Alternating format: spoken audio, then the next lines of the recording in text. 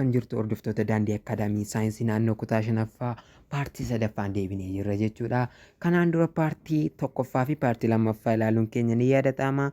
Amma immoo paartii sadaffaa waliin ilaalla jechuudha. Saayinsii Naannoo Kutaa Shanaffaa boqonnaa tokkoffaa argama Itoophiyaa kan jedhu jalatti paartii sadaffaa argamaa fi kallattiiwwan bebbeekamoo Itoophiyaa kan jedhu waliin ilaalla jechuudha. Har'a immoo tokko tuqaa afur argamaa fi kallattiiwwan bebbeekamoo Itoophiyaa kan jedhu waliin ilaalla jechuudha. Mee bakkeewwan bebbeekamoo yookaan bakkeewwan turistii yookaan bakkeewwan turistiin tokko daawwachuu danda'an Itoophiyaa keessa jiran waliin ilaalla jechuudha. Argama isaanii eessatti akka argamanii fi maal akka fakkaatan waliin ilaalla jechuudha. Viidiyoo sadaffaadha kuni tokko tuqaa afur argamaa fi kallattiiwwan bebbeekamoo Itoophiyaa kan jedhu saayinsii naannoo kutaa shanaffaa boqonnaa tokkoffaa waliin ilaalla jechuudha. Kanaafuu chaanaalii keenya Daandii Akaadaamii sabskiraayib gochuudhaan nu hordofaa jenna. Gara barumsaatti adeemnu. Gara barumsaa.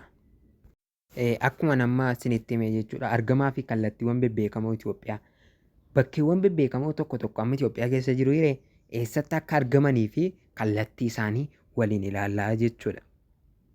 Bakkeewwan bebbeekamoo kunis eessatti argamu jedha jechuudha. Itoophiyaa keessatti bakkeewwan bebbeekamoo hedduutu jiru. Isaan keessaa muraasni isaanii haala armaan gadiitiin ibsamanii jiru. Itoophiyaa keessaa bakkeewwan bebbeekamoo baay'ee jira jechuudha. Kanaafuu nu immoo kanneenuma muraasa isaanii ilaalla. Hunda ilaaluun hin danda'amu waan ta'eef kanaafuu muraasa isaanii waliin ilaallaa jechuudha. Tokkoffaa Ertallee. Ertallee jechuun kanaadha jechuudha. Ertallee waan inni fakkaatu ilaalaa.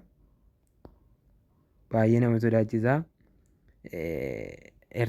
Ertalleen baha Itoophiyaatti argama. Argami isaa eessa? Bakkeewwan beekamaan kun Ertalleen baha Itoophiyaa naannoo Affaaritti argama. Eessatti argama? Baha Itoophiyaa naannoo Affaar keessatti argama. Bakki kun lafa dhooqa Affaar diyaameetirii 440 kan qabuu fi boolla hanga 90 meetira gadi fagaatudha jechuudha. Kanaaf Ertalleen kun naannoo eessatti argama? Affaaritti argama. Diyaameetirii isaa yeroo isiniin jedhu geengoodha bifi kana geengoodha. Geengoon kun dheerinni isaa yookaan asii kaanee gama ce'uudhaaf halluu magariisaa kan hin dibaa jiru kun meetira 440dha jechuudha dalgisaa kun. Asii gadi fageenyi isaa immoo yookaan asii gadi fageenyi isaa immoo meetira meeqa jedha jechuudha? Meetira 90 jechuudha. Kanaafuu bakkeewwan bebbeekamoo keessaa jalqaba maal ilaalle? Ertallee. Ertalleen argami isaa Affaaritti. Lafi dhooqaan kun meetira 440 gadi fagaataa. Meetira 440 jechuudha diyaameetiriin isaa yookaan garaa gidduun isaa. Gadi fageenyi isaa immoo meetira 90dha jechuudha Ertalleen. Ertalleen fakkiin isaa kanaadha. Lammaffaa Raas Dashan. Raas Dashan beektuu? Raas Dashan gaara kaaba Itoophiyaa naannoo Amaaraatti argamudha. Argami isaa eessa? Raas Dashan naannoo Amaaraa. Maalidha? Gaara jechuudha Raas Dashan. Gaarreen Itoophiyaa keessatti argaman keessaa isa olaanaadha. Gaarri guddaan Itoophiyaa isa kamidha? Raas Dashanidha jechuudha. Bakkeewwan bebbeekamoo keessaa gaarri guddaan inni akka Itoophiyaatti ol ka'an kamidha? Raas Dashanidha jechuudha. Meetira 4620 dheerata natti fakkaata. Baay'ee ol kaadha jechuudha. Argami isaa immoo naannoo Amaaraati jechuudha. Paarkii biyyoolessaa gaarreen Baalee. Paarkiin kun Oromiyaatti argama. Godina Baalee keessatti argama jechuudha. Argami isaa eessa? Oromiyaa. Itoophiyaa keessatti kan argamtu Jeedala Diimtuun gaarreen kana irratti argamti. Jeedala Diimtuun Itoophiyaa qofa keessatti argamtiire? Isheen iyyuu Baaleetti argamti jechuudha. Paarkiin biyyoolessaa gaarreen Baalee maaliif bakkeewwan bebbeekamoo ta'e bineensi Itoophiyaa qofa keessatti argamu sababa keessa jiruufi jechuudha. Kanaafuu paarkiin biyyoolessaa gaarreen Baalee bakkeewwan bebbeekamoodha. Argami isaa naannoo Oromiyaadha. Qabiyyeen isaa immoo Jeedala Diimtuu faallee qaba jechuudha. Bineensa Itoophiyaa qofa keessatti argamtu. Jeedala Diimtuun kanaadha jechuudha. Arfaffaa Laga Hawaas. Laga Hawaas giddugaleessa baha Itoophiyaa keessatti argama. Laga Hawaasii giddugaleessa baha Itoophiyaa jechuun naannoo Shawwaama kana keessa natti fakkaata. Lagni kun giddugaleessa Oromiyaa irraa ka'uun tajaajila diinagdee olaanaa laga kennudha.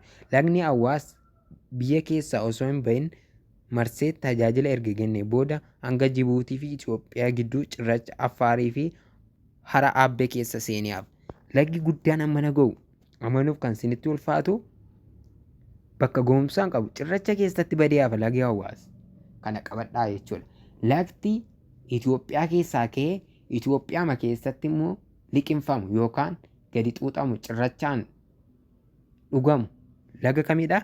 Laga Awwaasidha jechuudha. Baay'ee waan nama ajaa'ibuudha. Kan inni ittiin xuuxamus cirracha Affaarii fi hara Abbee keessa seenee hafa malee Itoophiyaa keessaan bahu lagi kun jechuudha. Lagni Awwaasi Itoophiyaa keessaa maddaa Itoophiyaa keessatti deebi'ee lafa seenaa jechuudha. Baay'ee nama ajaa'ibaa. Lagni Awwaas kanaadha jechuudha. Hara Xaanaa. Xaanaan kun naannoo Amaaraatti argama. Baardaar magaalaa Baardaar cinaatti argama. Harri Xaanaa kaaba Itoophiyaa naannoo Amaaraatti argama. Harri kun bashannanaa fi madda qurxummii ta'uun tajaajila. Argamni isaa eessa? Naannoo Amaaraatti jechuudha. Hara akka Itoophiyaatti tokkoffaa ta'edha jechuudha.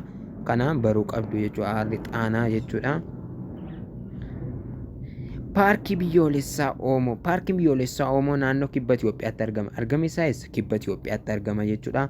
Paarkiin kun haala teessumaa hawwataa fi bineensota garaagaraa kan of keessatti qabatedha jechuudha. Kun paarkiin kun naannoo eessaatti argama? Kibba Itoophiyaatti argama jechuudha. Paarkiin biyyoolessaa Oomoo kun bineensota garaagaraa fi qaba jechuudha. Baay'ee bareeda. Magariisa jechuudha. Bishaanillee jira. Magariisni jira jechuudha. Baay'ee kan namatti toludha jechuudha. Paarkii biyyoolessaa Gambeellaa. Paarkiin biyyoolessaa Gambeellaa kallattiin isaa lixa Itoophiyaatti. Naannoo argami isaa immoo eessa? Naannoo Gambeellaa keessatti argama. Paarkiin biyyoolessaa Gambeellaa kallattii lixa Itoophiyaa naannoo Gambeellaa keessatti argama jechuudha.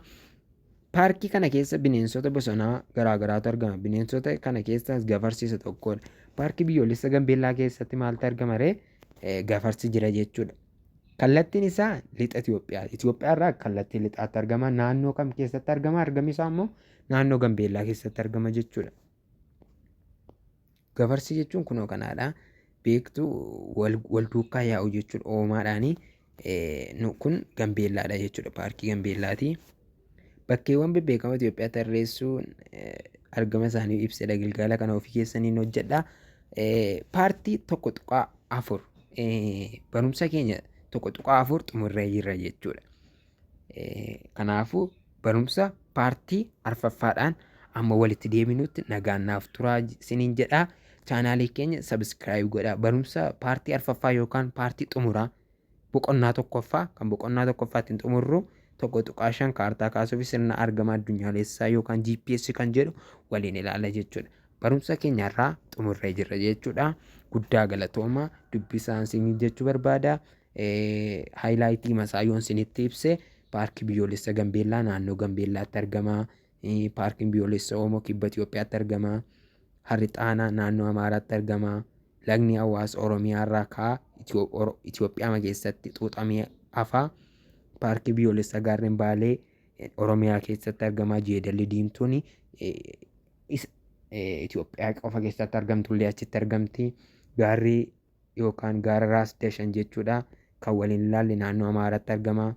Ertaallee yookaan naannoo Affaaritti argama. Diyaameetiriin isaa meetira 440. Gadi dheerinni isaa yookaan boolla keessa hanga meetira 90 gadi fagaata jechuudha. Bakkeewwan bebbeekamoo Itoophiyaa kanumaan xumurru. Paartii arfaffaa yookaan boqonnaa tokkoffaaf paartii xumuraa amma walitti deeminutti nagaan naaf turaa. Chaanaalii keenya Daandii Akaadaamii sabskiraayib godhaa. Barumsa haala ajaa'ibaa walii irraa argattu jechuudha. Guddaa galatooma.